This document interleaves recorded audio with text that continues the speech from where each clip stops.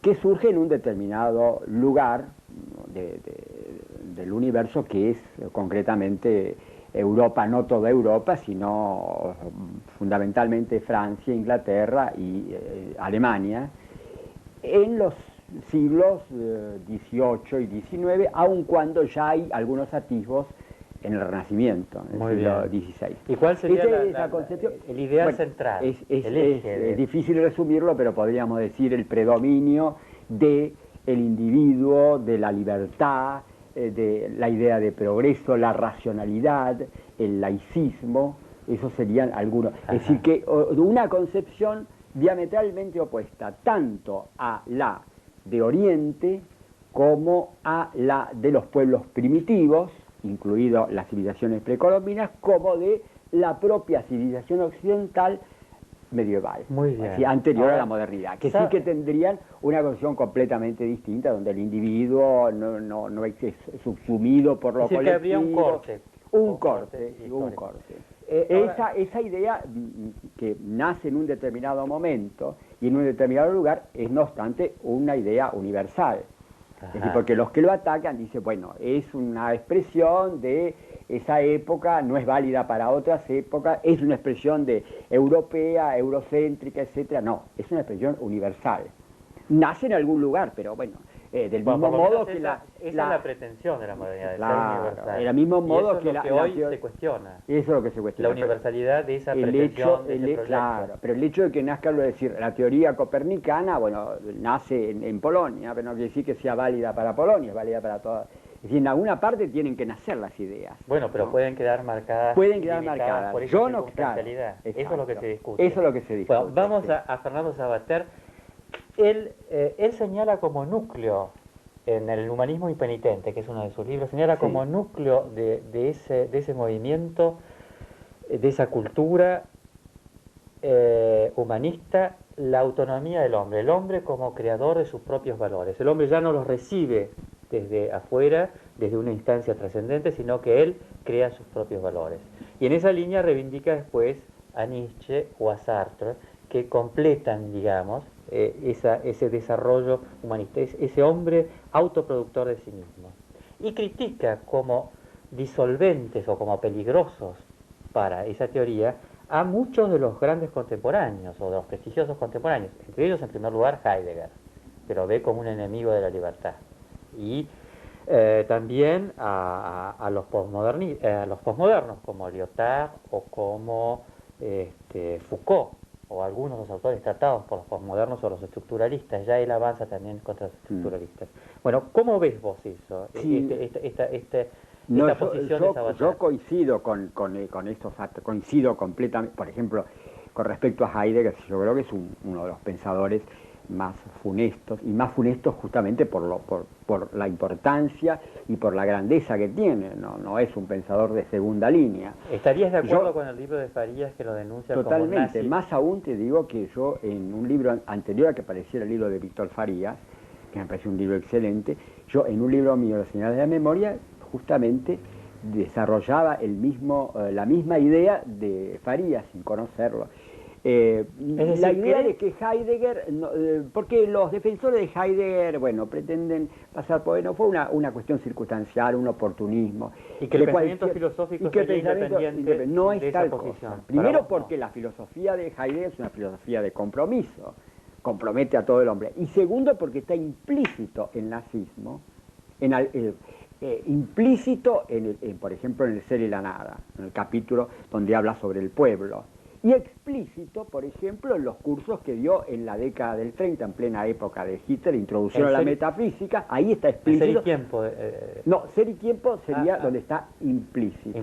Implícito. Sí. Pero en la introducción a la metafísica, que es un curso que da ya cuando Hitler está en el poder, ahí está explícito, porque se habla abiertamente del Führer.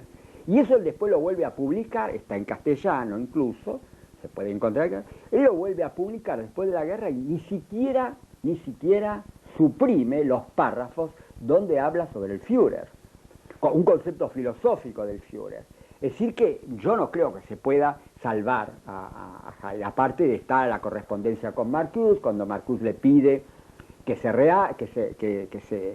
rectifique sobre su nazismo, y Heidegger se niega. Sobre este punto quería precisar el conflicto con la posmodernidad, con tu posición, o la de Sabater con la posmodernidad. En el pensamiento posmoderno, frente a un hecho como un campo de concentración nazi, en el fondo, ¿qué puede decir? Renuncia a fundamentar, porque renuncia a una ley universal común a los hombres, y renuncia a poder, desde dónde podría criticar un hecho como el nazismo.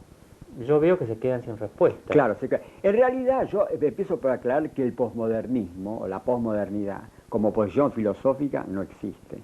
Para mí, el concepto posmoderno surge concretamente de la arquitectura. Es un concepto que surge de la arquitectura. Y es en el único lugar, es en el único espacio donde uno puede señalar concretamente esto es posmoderno. Uno puede ver un edificio y este es posmoderno. Tiene una determinada característica, mezcla de estilos, es decir, tomados con cierta ironía. Es decir, ahí se puede hacer una definición muy precisa del estilo posmoderno en la arquitectura. Ahora eso después fue traspasado a todo, ¿no? a conceptos de la vida política, filosofía, pero no hay nada concreto. ¿Cuál es la filosofía posmoderna? En realidad los posmodernos están reivindicando autores que eran muy anteriores, por ejemplo Heidegger, reivindican a Heidegger, reivindican a Nietzsche, que eran autores anteriores, en nueva formulación. Y luego, en nuevas formulaciones, en nuevas interpretaciones, pero no hay realmente un concepto. Pero contestando a lo que vos me decías, claro, no tienen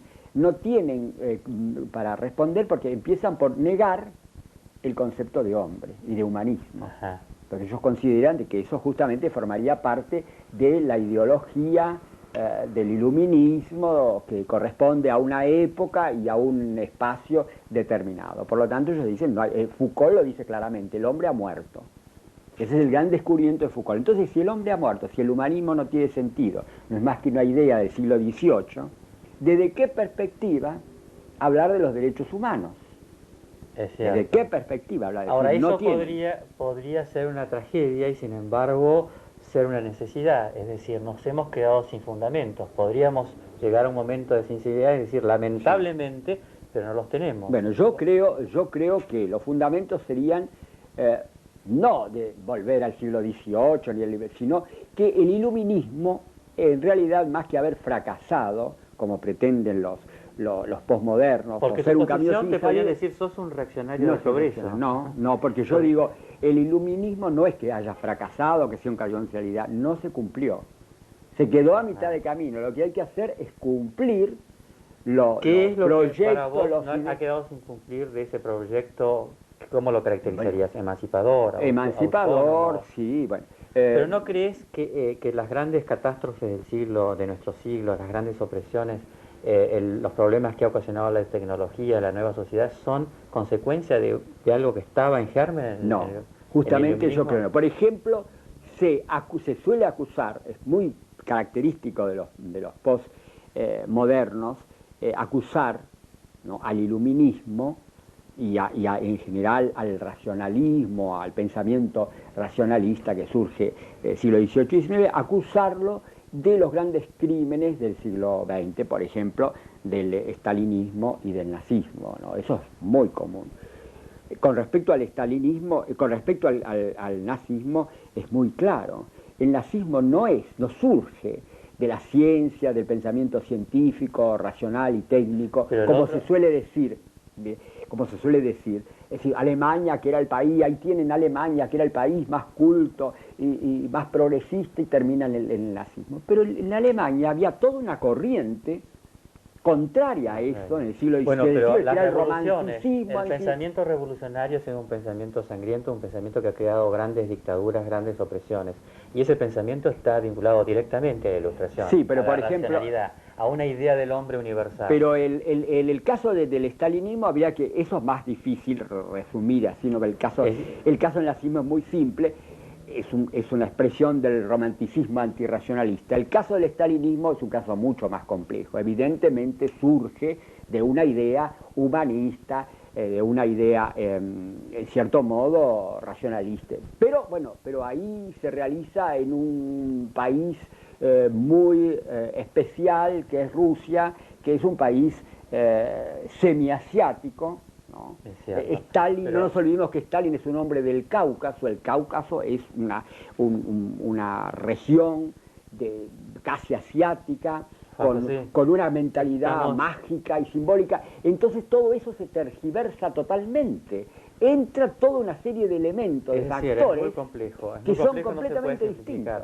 Pero entonces Juan queda José, creo que perdido. lo que hemos dicho, porque nos corre el tiempo, Ah, basta por hoy para que hayamos ilustrado a nuestros espectadores sobre la ilustración y sobre la polémica y la vigencia que tiene todavía estas discusiones en el mundo de hoy. sí. Muchas Quedaría gracias. mucho más, sí. Seguramente. Muchas gracias, Juan José. Contrario.